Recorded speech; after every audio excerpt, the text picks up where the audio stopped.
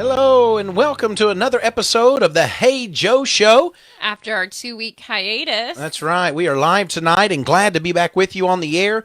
Thank you for joining in with us on Facebook Live, those of you who are watching us live, and those of you who will download this or have subscribed to the Hey Joe Show podcast at your favorite podcast location, or maybe even access it at thelightnetwork.tv. We thank you for tuning in on the respective day. So, Erin, how are you doing?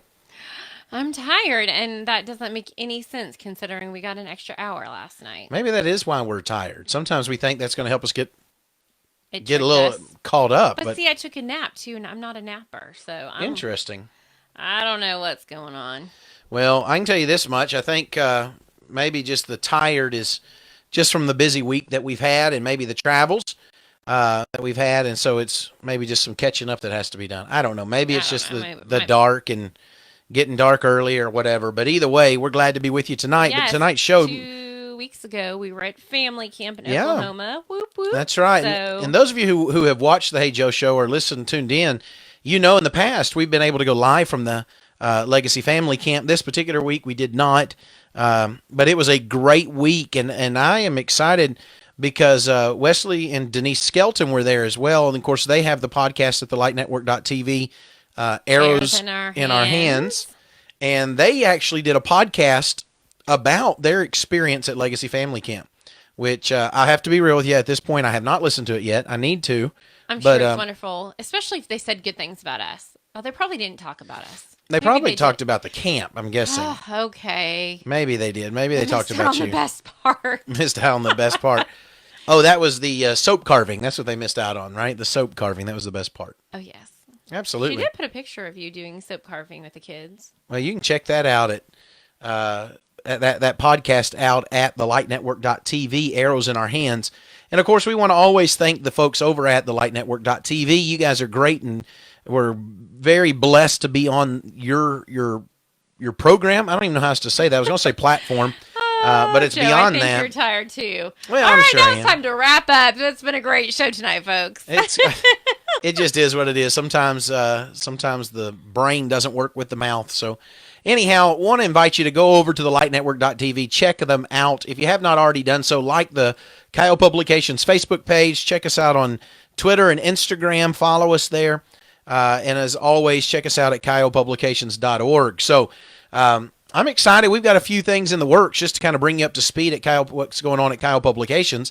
We've got a few projects that are in the works, and some that are actually in the works to be works. I don't even know how else to say that. Works to be works. But I know that one of our new products is at the graphic designer right now, and I don't want to spill the beans too much on it yet, but it's going to be a great resource for families with young children, but also for congregations who are looking for Bible class curriculum for their elementary and middle school aged children.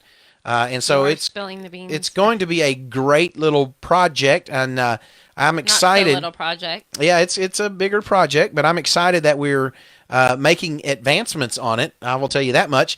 And then also on top of that, I am in the process of trying to finish up the manuscript for the first book in the Learn to Discern series. We posted about that on Kyle Publications social media sites, and that book is in the works. I don't know how else to say that because with local ministry and then the demands of a family and needing to be what I need to be there. Demands of a family? Well, it just is what it is. The obligations and the benefit of being able to be a dad to kids and to be your husband's a blessing, but that is a high obligation. So anyhow, I'm making progress on it, I guess you could say. So anyhow, those are two things that are in the works, and of course, to get them out as soon as we can. And we got a few other projects that we're looking at too, and I'm excited about. So whoop whoop.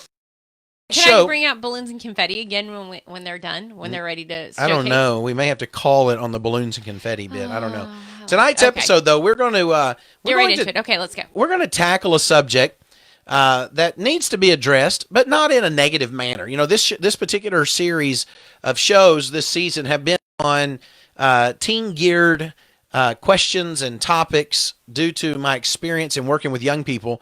And this show tonight is breaking from that a little bit, but not necessarily.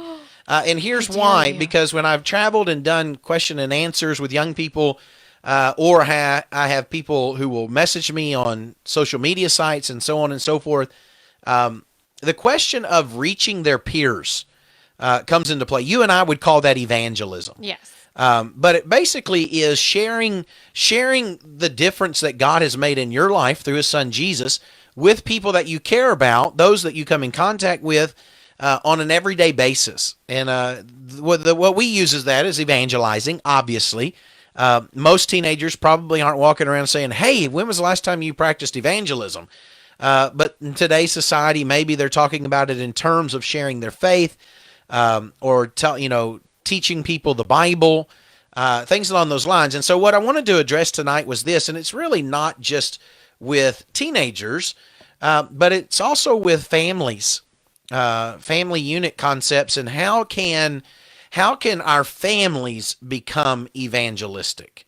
How can young people talk to their friends about the Lord? How can they share their faith in a way that, in a society that seems to believe that if you tell me what your faith is, that unless you agree with my faith, or if we run into any conflict that you want to have a discussion, then it comes across as you're being judgmental, and therefore it turns into the potential to turn into an argument or something along those lines. And so in a society that claims post-truth, that claims no truth is truth for everybody, how can young people share their faith with the world around them? And so that's what we're talking about. And I can't wait to hear what you have to say.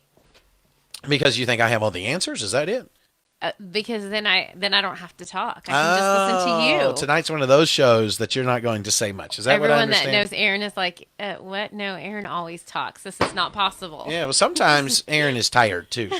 So, anyhow. Oops. Oh, hang on. You see, you knocked my phone over and then it turned the volume on, the volume. It's like magic. That's right. You knocked it over and it turned the volume on.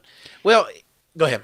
Nothing. I'm just listening. Well, I was just going to say this. Eventually, when an individual starts talking about sharing their faith, the question comes up, obviously, with the concerns. I don't know how else to say that. Usually, when people start talking about, what if somebody asks a question I don't know? What if? Yes, tell me these concerns. What if we get into an area of discussion that I haven't studied? Well, how am I going to handle that? And oftentimes, what happens is the concerns and the fears will cause us to be paralyzed. I don't know how else to say that. See, I'm talking. Where we won't do anything for fear of what might happen. Right?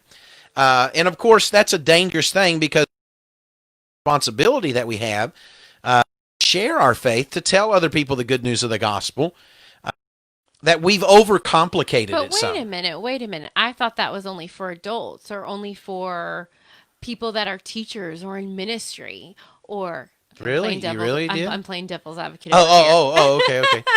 Yeah, of course. That's for the people that are trained and aged. Yeah, you're right. Uh-huh. So let's pretend then that it's just trained and aged, and that it's for all of us, which it is. Okay, if you're a member of the Lord's Church. How do we get that point across? How do you mean what? What point? Okay, that it's you for said all let's of us? pretend like it's for all of us, which we know it really is. But how? I think that's a concept. A lot of times that is, I don't know if overlooked is the right word, or just perceived. How do we get people to see that it's not just for those quote unquote trained professionals? That's a great question. I mean, the hard part is intellectually, I'm not sure that's an intellectual discussion. I think you're right. Because, you can deliver sermon after sermon after sermon. Well, no, I'm being real with you. You can deliver sermon after sermon after sermon and teach class after class after class, and unfortunately that doesn't change much. And I'm not going to suggest to you that That's it. No more that classes bringing and sermons no that no don't no. work. I'm not going to suggest that. But what I'm going to suggest is this: that for the majority of individuals who have obeyed the gospel, and that there is teaching within the Bible that they need to go share their faith. But the difference between the intellectual knowledge and the actual doing of it happens somewhere in the sense of I'm doing this because I want to, not because I have to. And that's a major reason why even adults will not talk to their friends and their family about their faith. It's not that they don't know they need to and they should, but there's a sense where my fears can actually override my want to, or else my want to is pushed so far to the back burner. And what it really is saying, and of course I will throw this out there and would love to hear your feedback on Facebook, is this: that when something is exciting in your life, you always tell somebody about it. This is true. There's no doubt when kids receive that present, one of the first things they want to do is, hey, can I bring it and show my friends, right? And they can't stop talking about it. They can't stop being around. And adults will do that sometimes as well with the new technology or the new car, or it's this idea of hey, or Mickey Mouse, I guess. I don't know, but the idea is, hey, let me go over and tell somebody about this. In our society today, what do? We take pictures and put it out on social media of the purchase of the new car, or hey, got the new iPhone, here's some cool features, or let me post some pictures about what it can do, or and what we'll do is we'll tell people about things that we're excited about, because we're passionate about those things, which then really begs the question, are we not passionate about salvation and about bringing people to the Lord? That's why I tell you, it's not an intellectual discussion. That we wouldn't like the answer. Well, I agree with you. I think that the answer is it causes reflection. It causes a deep, we call it soul searching, in the sense of, am I not talking about my faith to other people? Right. Am I not anxious and excited about this? And is that a reflection upon me and my relationship with God? Why is it that I've grown cold in my zeal? Why is it that, and the hard part is this, we need to be cautious about is, I get tact. I get that, right? You get what? Tact. You got to have tact. Oh, have tact. Okay, yeah, I get. I didn't know where you were going there. I get the scriptures teaching that our speech needs to be seasoned, right? I get that, and so this is not a message outside of that, but it is this idea of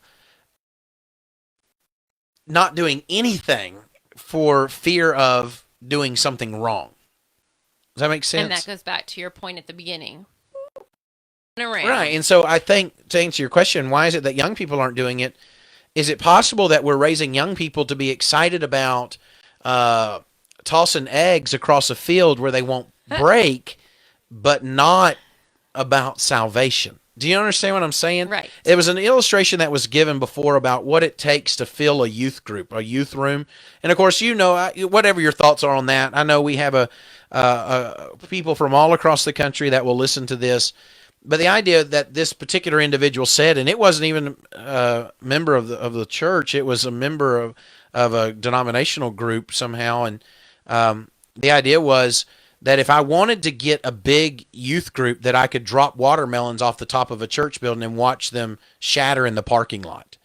But that individual had a great point, and he said this, but that's not why Jesus died on the cross, so that we can drop watermelons off the top of the church building. Who drops watermelons? Okay, sorry. It was just a strange statement. Okay. But it was a great point. A great point was... It was a great point. Are we raising kids who know how to toss eggs without them breaking, or watermelons off the top of a church building into hula hoops to see them splatter, but they're not as excited about sharing their faith? And of course, I know, and somebody's listening to this right now, and they're thinking, well, wait a second, Joe, isn't developing relationships all part of evangelism? And therefore, we've got to develop relationships before we can tell people. And of course, the thing I would say is this: there's no doubt friendship evangelism is very, very effective. But I would ask this. I mean, we've used it a lot ourselves. Sure. And I would also say this: if I'm going to be a guy that just follows after the text, did Jesus wait until relationships were developed before he would? Oh, did the apostles always wait until relationships were developed to talk to people about their I souls? think that's where you have to evaluate the situation. There's a time and a place for different things. With some people, it is going to take that friendship, and other times, maybe not as much. I think that's where you have to be discerning. See what I did there? Good, good, And good. know your quote unquote audience and know the situation, be able to read it, but always be ready to be thinking about the person's soul forefront. Right, and I would offer this to you, which goes into the maybe another facet of this conversation is eventually we've got to not just be excited about what Jesus has done in our life and have a zeal to bring other people to the Lord. There actually becomes the practical of, okay, how do I do it? I'm excited about Jesus, Joe. I'm so grateful for the salvation that we have because of Him.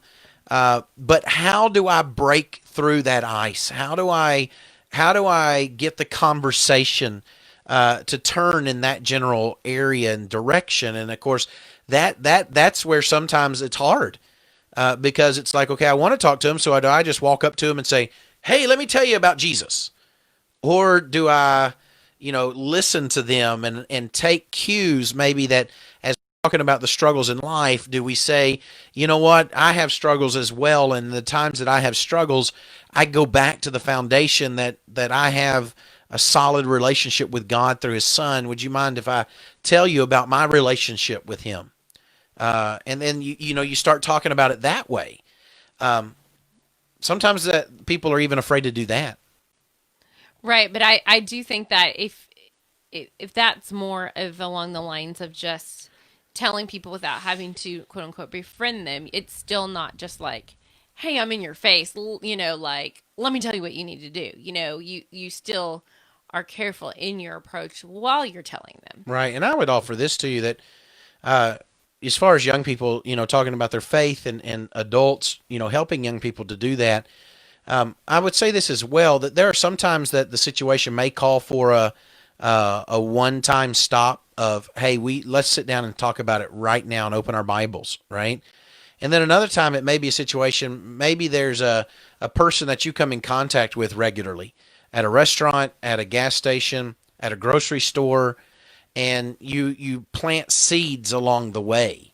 Uh, Right. and sometimes those seeds are enough to take root where when they have a problem, maybe you've been praying for them. Maybe every time you go through, hey, I'm using a name here just because I'm coming up with them. Hey, Shelly, hey, Jamie, hey, Joe, hey, what can I pray for you about this week? Mm-hmm. I want to remember yours.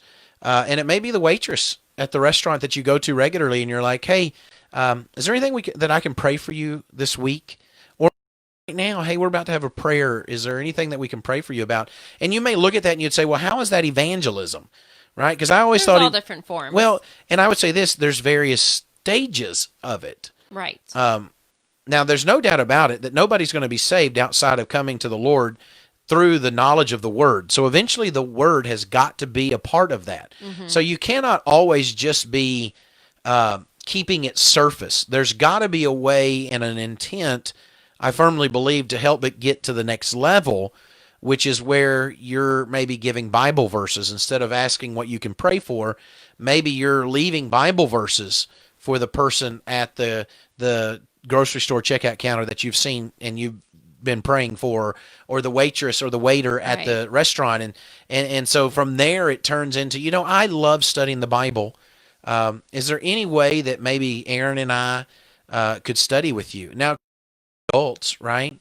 I would say this for young people, and of course, I would love to hear from those on Facebook, those to chime in. But the reality is this: sometimes there are people at your schools and in your circles that would love to study the Bible.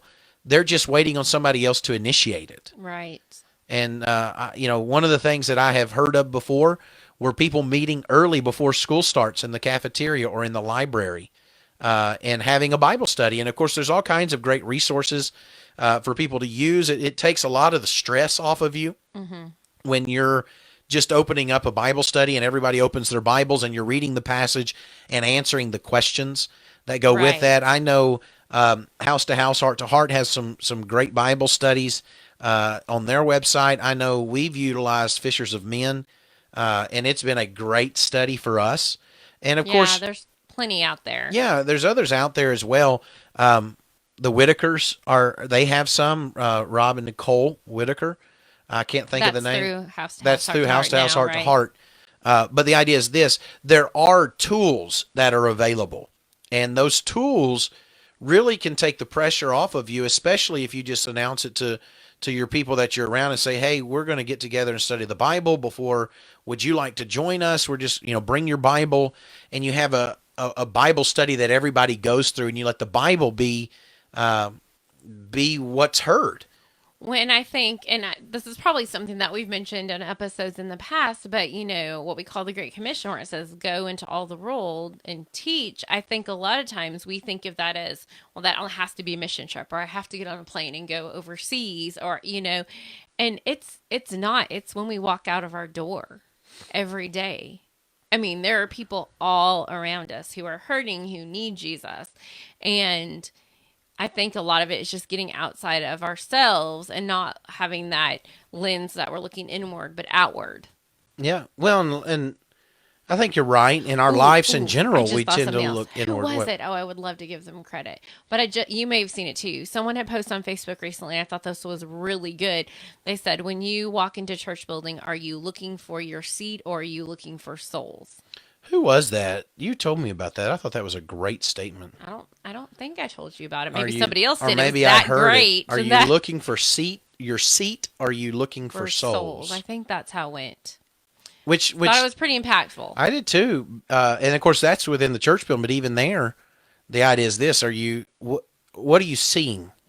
What are you seeing Well, when and you you never see know people around you? when there's a visitor that's come in that does not know about, they may not even know Jesus just because they're in your pew. I mean, there's a lot of times that, someone might just be going along thinking, I'm going to go in here today. I've heard stories of that. Like, they just, life was rough and they thought, here's a church, I'm going to walk in the door. Or somebody they worked with about it several times and I thought, today I'm going to give it a try. And you don't know what they're going through. And you being more concerned about them could make a lifelong difference in their role. Right. Well, it's all on your focus. But I would say this as well: that same focus happens every time you step out the door. In other words, Kind of going back to what I just said a moment ago. where you go, whoever you come in contact with, it's that same concept. You're right. I was right. You were right. No, just kidding. You were right. Now let's do this. Let's talk about this because sometimes it can come across as kids. Okay, within your context, do this. Parents within your context, do that. But let's talk about families. How can families be looking at themselves as an evangelistic tool of God? What are some things that families can do to be evangelistic? We kind of covered this recently when we talked about mission mindedness. I think we did to some extent. Yeah. I don't know. One thing I just thought of, and maybe this isn't the direction you're going at all, but if you live in an area that has like a soup kitchen or a like a homeless shelter, like going as a family and working it together. Absolutely, because that you never know who's going to open up to you there. You and we've been blessed to do that, and I only say that because you went there with that illustration. But we've been blessed to go to even battered women shelters where they had their children with them to serve food, and just in serving the food. But it's not just what do you do behind the line when you're serving the food. It's also The interaction. who are you sitting down with, and what story. Who's opening up to you, who's willing to open up to you. And many people that we've encountered, they're willing to talk. They just want to know that somebody's wanting to listen to their story. Exactly. And I think it's good even for the young children to see that at a young age. Like, we can be a part of this, and there are people that they just need someone. Right. So there's going out to things like that. But what about a concept like this? Sometimes evangelism can occur within family concepts in a way that happens around a kitchen table. In other words, instead of going out, having people in. Oh, yeah. And opening your home, realizing that your home is nothing other than a tool. It's a place that you get to lay your head to your comfort. I don't know how else to say that, but it's also a place that you could invite people in, and maybe it begins with developing a relationship. Mm-hmm. Maybe it's somebody that you don't know real well. Maybe it's a neighbor. Maybe it's a couple neighbors that you get together with. But through that whole concept, obviously, there would be an idea of, hey, you know what? We're already doing this. What would y'all be okay if maybe the first 10 minutes? What if we started having a short Bible study? Yeah, and we've done that before, and sometimes it's very successful, and sometimes not as much. It really Yeah. depends on the person, how open they are. Maybe they'll be more open later on. Maybe you're opening a door by opening your door, Right. and then maybe it doesn't take root right then, but later on down the road it will. Yeah, and some of our experiences have shown us that even through just getting together with people, usually questions will come up. Things that they're struggling with will come up. And of course, in our world, let's face it, they know I'm a preacher, right? So it's not well, what does he do? What is his emphasis? And so You're they, sneak attacking. yeah, I mean, there's no sneak attack. It's, hey, yeah, we're going over to their house, Joe and Erin, they do this. And so sometimes people may be more open to asking me questions or my views on things, knowing what I do, for a living. Super Joe. Well, it's not that. I think I sometimes know. people just want to pick your brain. Hey, Joe. I know you saying that. I know. I'm being But funny. the fact that you think I'm Super Joe. Joe's like on I've got one track mind right now, and I'm talking about the spiritual stuff, and Erin can't make jokes. You're making jokes and you're making them good, but the fact that you I think know, I'm that Superman. I'm the only one sitting over here laughing at him. It's not fun to be laughing at your own jokes, Joe. The fact that you called me a Superman makes me endeared to you. I love you so much more. Men, I hope one day you can marry a wife. Young men, marry a wife that will look at you like Superman. That's the way Miss Erin looks at me. No doubt about that. Yeah, she does. Anyhow, I forget going other than I got you all thrown off with me calling you Super Joe. it was the idea.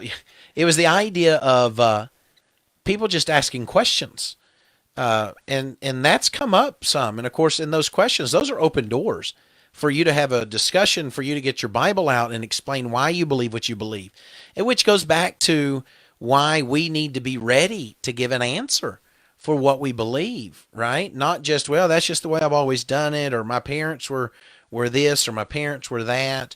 It really goes back to, can I point into the Bible? Do I know from God's word why I believe what I believe, why I worship the way that I I'm worship? going to pull something from the lesson today that Lonnie Jones said. What was that? That if all you're doing is, how did he put it? Oh, I want to be able to quote it correctly.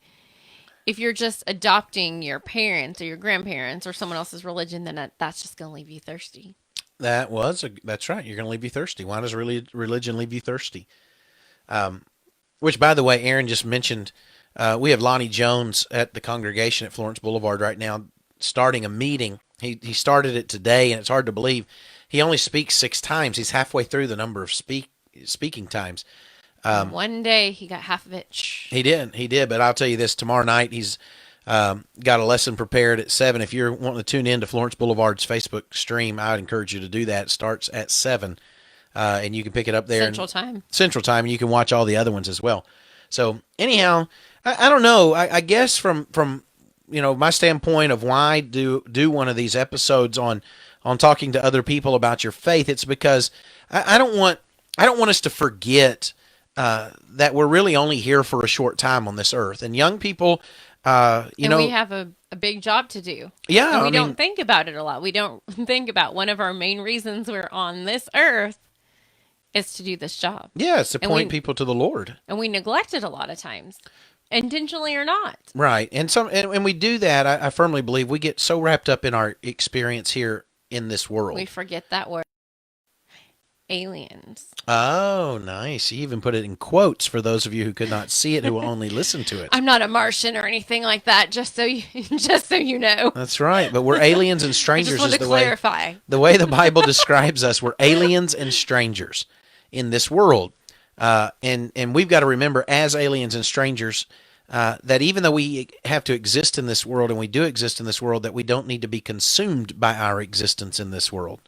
That we need to continue. So easy for all of us to forget. It is, and even for us, we need to continue to keep a spiritual focus in mind, continue to understand that this is about directing other people to the Lord. We want to glorify the Lord, but that means that we've got to be aware and be engaged with those around us. But I go back to my first question then, is it possible that that the reason we're not doing this more is not because of lack of opportunities, but is it possible because like a child who has that new toy or had a new experience can't wait to go tell somebody about it, that maybe in our own walk that our salvation has become not as new.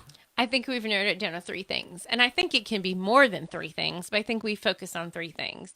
It can be a lack of zeal, fear, and distraction. I think so. That's a great summary. It was great summary. We're running out of time. Great I'm summary, just trying but- to be a great, trying to be a good producer of the Yeah, show. but within all that, we wanted to also offer some opportunities for, okay, instead of just identifying the why it's not happening, what can we do to make it happen, right? Absolutely. And so You never want to throw out a problem without a solution. That's right. So the deal is this: it's not even about you; it's about you directing people to Jesus.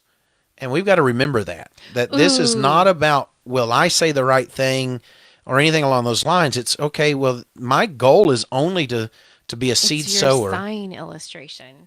I'm a sign. Have we That's talked right. about that on this show before? I don't know, but the deal is I'm a sign. All I am is a sign. When we're driving down the interstate and people say we're hungry, we look over there and maybe there's a Chick-fil-A sign and we drive up And you're and going to say, drive up to the Chick-fil-A sign and you're going to start eating the sign. yeah, I'm going to start eating the sign. Yeah, right. No, because the only purpose of that sign is to direct people to where the main course is, main food. So we're just like that We're sign. We're signs. not the end all. People We're signs. aren't supposed to come to us. They see us pointing. We direct To them. him. We direct them elsewhere. Let's That's see. right. Jerry Elder, yay! I always Hey, love to Jerry. hear Jerry's comments. Said, I can't help but to speak the name of Jesus. No matter what may come before me, his name will always be first on my list. Love it. I love it, brother. And you know what? I want to strive to be that more, and I know others do as well.